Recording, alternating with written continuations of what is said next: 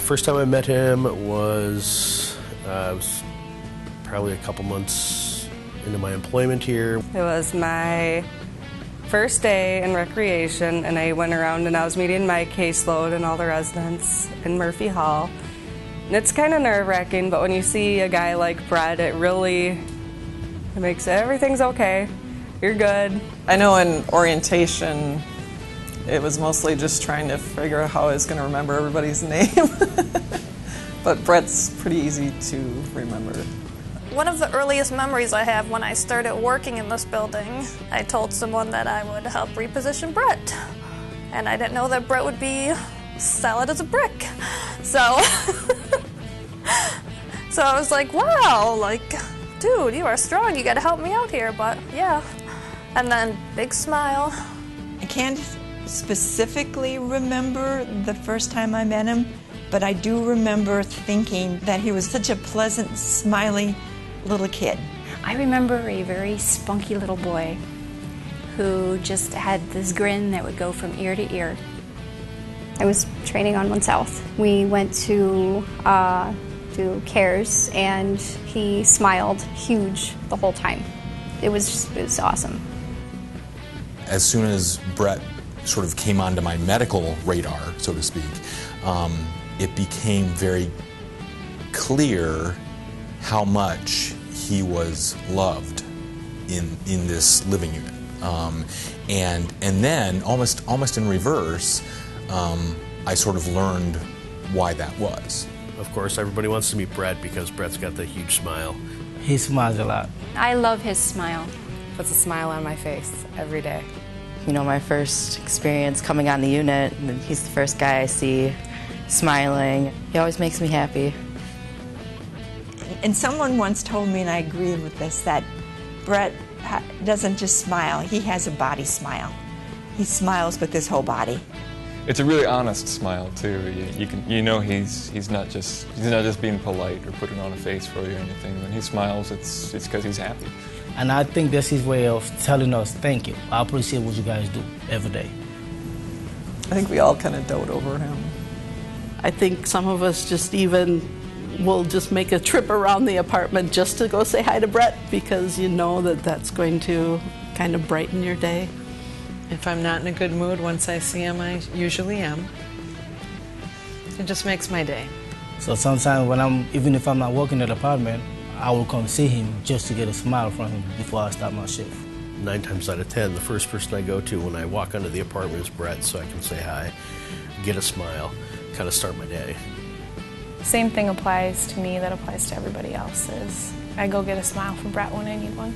He'll give you that smile. He'll look you straight in the eye and just be like, hi. And then you're just like, oh, thank you, Brett. I really needed that today.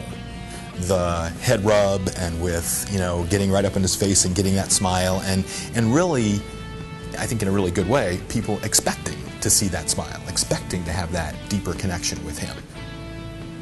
And I'd always see him out and about with everybody, and he always had this great big huge smile on his face. It's just kind of infectious. You just kind of notice him wherever he's going, anywhere.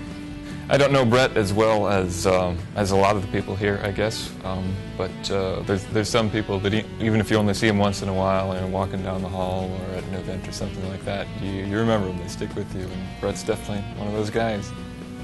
I remember when I met him, it was obviously the smile that really catches you right away, and also being told that he is a flirt.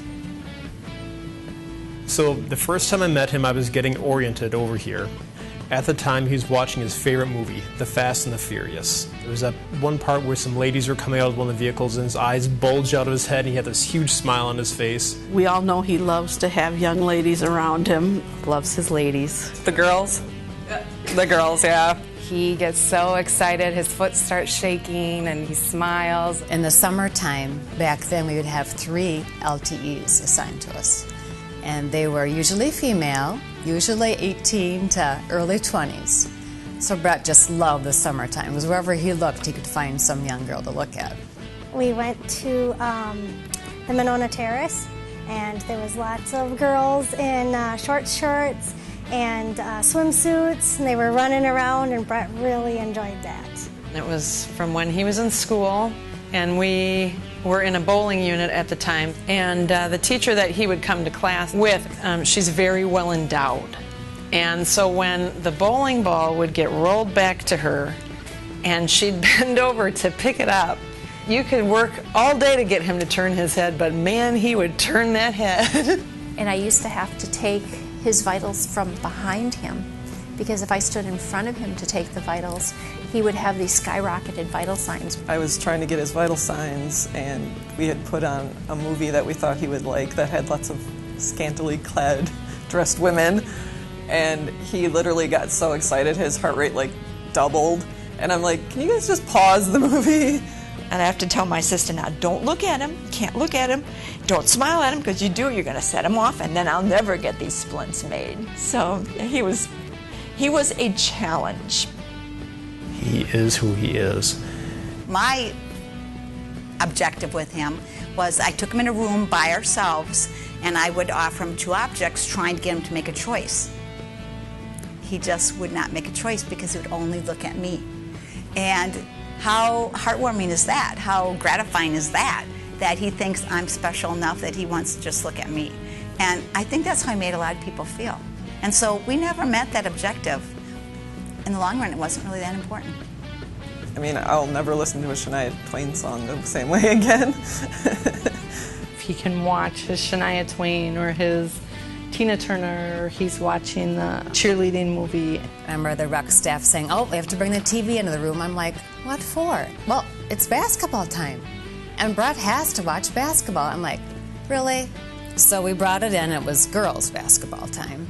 Oh my gosh, did he ever know when the girls were running down the court? He loved watching their little ponytails bouncing up and down. That was when I realized how good his vision was. And don't interrupt it when he's watching. If he was watching a show he really liked, he would look. That was the one time where, he would not give me attention. He wanted to see that TV show, and he'd be looking all around me. He'd be smiling at me, but he'd be looking all around and obviously like, would you please move? Would you please get out of the way? I want to see that show. I brought in Torchwood, and I think it was the fairy episode. Well, the English have a real different idea about fairies. They're not Tinkerbell.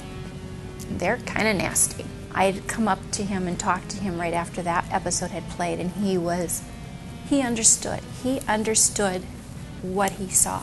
There was no imagery that was violent or scary unless you understood the concept of what was going on. Brett understood. He understood the plots of things. That is pretty special here. For the people who live here, not a lot of people have that skill. I didn't bring the fairies back. But he is a lot more than just action movies and ladies and stuff like that. He has this little spark in his eyes, just a smile. I mean, even after I wasn't able to work with him for like a few years in a row, when I came in, I said, Brad! He turned, looked at me, made eye contact, and just boom. And that's a big thing. I mean, it's not just like a looks at you and smiles like there's someone there. He makes eye contact. He knows who you are, and it registers, and just a smile. He's like, you're my friend. He may not know me by a name, but he knows me by sight and sound and touch. And he knows that I care about him. It's cool. He's a cool guy. I consider Brett my friend. He's helped me through a lot of really hard days. He's a good guy. He is, and he's loved and cared by a lot of people. He's always there for me. And that might sound strange, because he's always here. And I've had a lot of physical therapy interns, so I always make sure that every intern introduces themselves to Brett, and he gets his great big smile every time he meets them, and it makes their day too. They're like, wow, he has all these limitations, yet he always has this big smile on his face. I could be having just a bad day for whatever reason, and I can come in and he can just have the biggest smile on his face, and then I just kind of forget about whatever was bugging me before, because he's just so happy. Even on a bad day, he still manages to muster a smile. His smile is just so contagious, and no matter what you have in your mind or your heart that day, it's all gone. And it's just happiness. There are just days when you're having a hard day or things are happening and you walk in there and he just looks at you and just lights up the entire room, and everything else sort of just goes away. It's really kind of a humbling experience, because to look at Brett, it's like a reality check. Here's this amazing guy who's stuck in this wheelchair, or goes from the wheelchair to the sidelight or back to the bed, and he's completely dependent on everybody else. And yet, he looks happy. You can tell he enjoys life, and what a wonderful example that is for all of us. I think what struck me, I guess I would say, about Brett's spirit has been simply the resiliency that he's had. It's not so much that he's stoic, it's that he's just himself, and we don't see him getting down and getting overwhelmed and getting upset by all of this stuff, when most of us would just be, freaking out and not handling it well. He's such a happy person, he just wants everyone to be like that too. It's such a rare quality to have. But he's just one really special guy. Very special. He hits you in very little, subtle ways. He kind of creeps into your heart, and he stays there. He just always makes you feel good.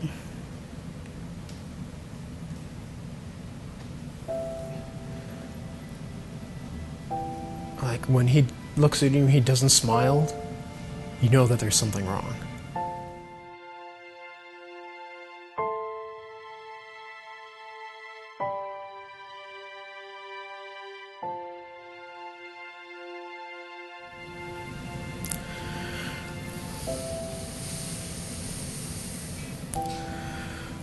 Yeah, I'm going to miss him terribly, as I'm sure a whole bunch of people here are. Brett's a very, very popular guy here, with good reason. It's going to change the dynamic of this place considerably for me. I mean, I love Brett. He's my friend, and I'm gonna lose a friend when he goes.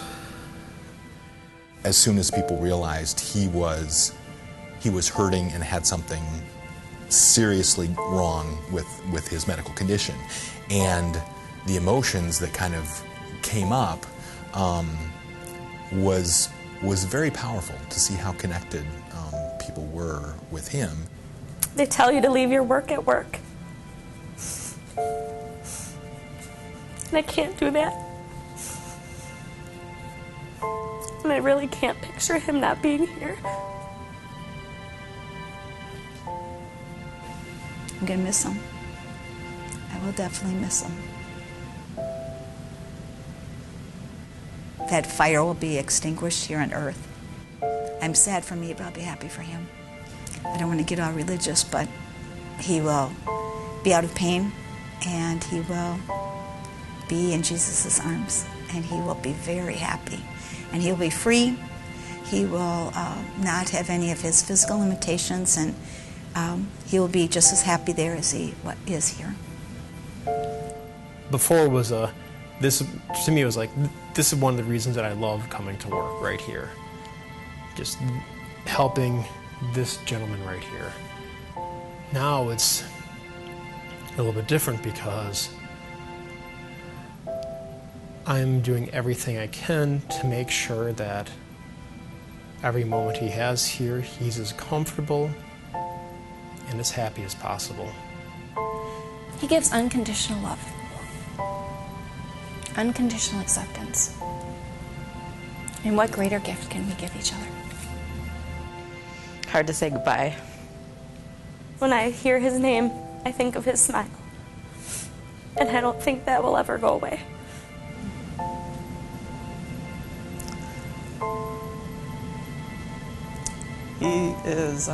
He makes my job very enjoyable. Just with a big smile, and He's got a great laugh. You wouldn't think he could laugh with a trick, but he when something strikes him as funny, man, he gets really happy. You know that in a little bit the spark is going to be gone, and he'll just be memory, and there will be that empty bed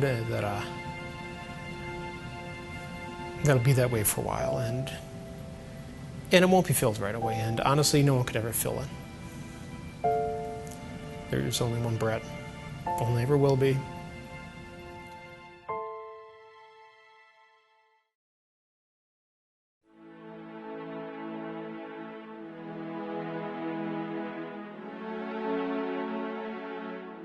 And I think he, for me, has taught me that life's about people and experiences and our relationships. And I think we all lose sight of that sometimes. You know, we work in this vacuum and we have so many things to do every day and places to go and tasks to be done. But I think what Brett does is tells you to slow down a little and smile, and he reminds you that there's more to pay attention to than just everything that you need to get done in the day. Well, I think it's hit me pretty hard. I mean, I've come attached to these residents. I've been here for so long. But he's one of my all-time favorites. He just is. And I'm going to miss him. And it's sad that he was this individual trapped in this body that didn't get him the opportunity to express what he understood. He's got a lot more going on than I think anybody was able to tell. I think he's just really an inspiration to all of us here. He doesn't matter what you look like. He doesn't matter if I would sing to him and I didn't sing very well. It didn't matter to him. You were important. And to realize that and to get that from him was a gift, a true gift. It was wonderful. I'm just so thankful that I got to know him and that I was assigned to Murphy Hall West, because before that it was just kind of in passing that I would see him, and I didn't know him as well until I worked down here. So Brett, thank you. I'm glad I got to know him. I'm glad I got to spend some time with him. And he has enjoyed his life. And he has made friendships. He's going to be missed a lot. That his life had and has meaning and purpose in ways that he doesn't know yet and will only find out one day. And that I can't wait to see him again. Brett changed me and all of us for the better.